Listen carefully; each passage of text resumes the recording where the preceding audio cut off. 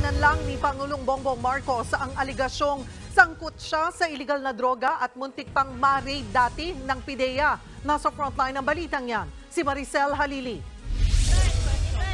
Hindi nakaligtas si Pangulong Bongbong Marcos sa pangungulit ng media nang maungkat sa panayam kanina ang aligasyong sangkot siya sa iligal na droga.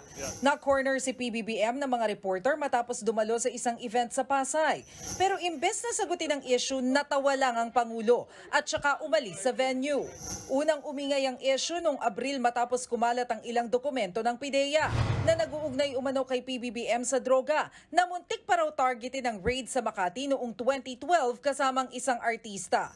Tinawag na itong peke ng PIDEA at tinalakay din sa unang pagdinig ng Senate Committee on Public Order and Dangerous Drugs noong nakaraang linggo. Tingin ni Committee Chair Senator Ronald Bato de la Rosa, totoo ang mga dokumento. Pero sa parehong ambush interview kanina, sinabi ni Executive Secretary Lucas Bersamin na gawa-gawa lang ang alegasyon sa Pangulo. Contrived yun.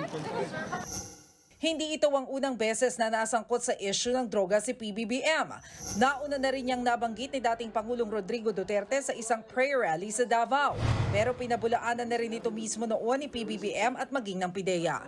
Nagbabalita mula sa Frontline, Maricel Halili, News 5.